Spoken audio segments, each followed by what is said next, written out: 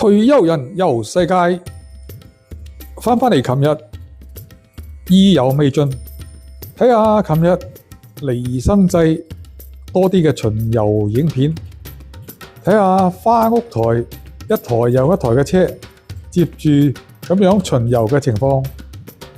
昨日4月16號係1年1度嘅花屋台花車巡遊。再提醒大家，喺4月16號每年嘅4月16號日光站面前，又或者成個日光市亦都見到呢一個巡遊嘅情景。除咗花屋台車具有特色之外，最有亮點嘅係一班一班着住和服嘅小朋友。小朋友由家長陪同喺側邊睇住，沿住大隊跟住花車一路行。好啦，嚟返今日嘅主題。一大清早食完個酒店早餐，買咗2張新幹線飛，準備由宇都宮出發，經過仙台去秋田方向。今早由宇都宮出發去仙台嘅人並唔多，見到車廂內都係小貓3、4隻。由60、70年代開始，新幹線呢個名已經俾人們入晒腦，唔會叫佢做高鐵㗎啦。大概個零鐘頭就嚟到我哋嘅中轉站仙台，落車梗係搵嘢食啦，食返碗特色拉麵。最驚佢好大碗食飽，好彩食唔飽，跟住轉頭行過隔離，坐定定食返幾嚿壽司。見到仙台名物牛舌店排長龍，咪搞我啦，免得排隊，嘥晒我啲時間。大概喺仙台站留咗2個鐘頭，買下嘢食下嘢，好快又趕住上車啦。由仙台站去秋田2個小時多啲。值得留意，秋田新幹線係比較短同埋窄嘅。據資料所得，車廂只係2×2，唔係普通新幹線3×2嘅座位安排，而且車身亦比正常嘅新幹線短啲嘅。落咗車已經係接近黃昏，意猶未盡，梗係去搵下櫻花景點。嚟到秋田千秋公園，周圍唔係好多櫻花，可能開始已經凋謝。眼見最多嘅係屋台，兩旁屋台排成兩邊一個圈，非常熱鬧。燒魷魚、燒牛肉、炭火煙隨處可見。聞下，有啲肚餓添，走埋去睇下有咩嘢食。間間都想食。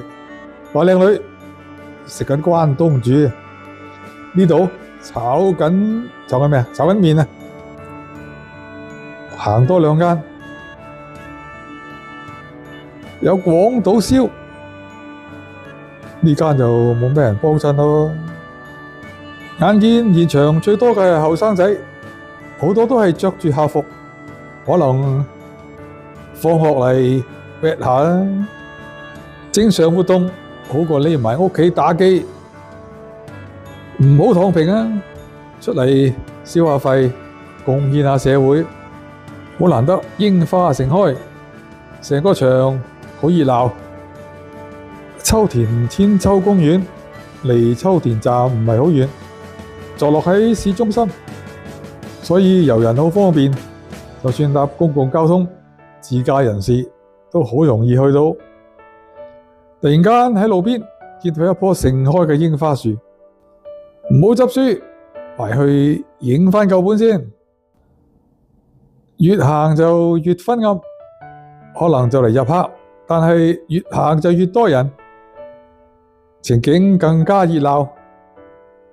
行咗一陣，差唔多天黑，我哋返酒店，準備享用我哋嘅預定晚餐啦。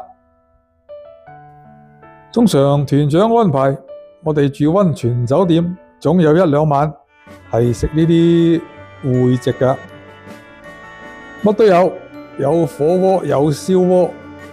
今晚特別啲，呢個好似係魚生定係沙律呢？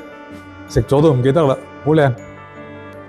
呢個記得係鮑魚嚟㗎，唔錯，唔韌，幾爽口。睇睇酒店嘅大堂非常寬闊，酒店唔係話好新，但係睇佢個大堂嘅氣勢，當年一定有佢盛極一時嘅情景。嚟睇睇酒店出邊嘅大招牌秋田溫泉，跟住唔識讀啊，唔記得問下團長助手，醒翻兩句呀呀烏嘅日文都好啊。見到入口，咦，好有文采喎，但係都唔知佢講乜。早知又係問下團長助手，俾個解釋啊。睇睇酒店嘅外貌，呢度交通比較方便，由秋田站嚟呢度15分鐘、10分鐘，好快就到。跟住落嚟，我哋睇下我哋聽日嘅行程預告啦。咦？雪山？唔通去影雪山飛狐？唔係嘛？4月中邊度搵個雪山嚟睇啊？咦？越行越多雪喎，10幾尺高，你睇住揸啊，老友，唔好掛住睇啊！好似立山黑部咁樣，唔係嘛？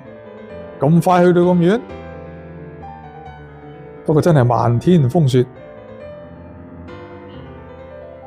轉個彎，白蒙蒙一片，落雨落雪，準備去邊？賣個關子啊！聽日條片繼續解釋，今日講到咁多啦。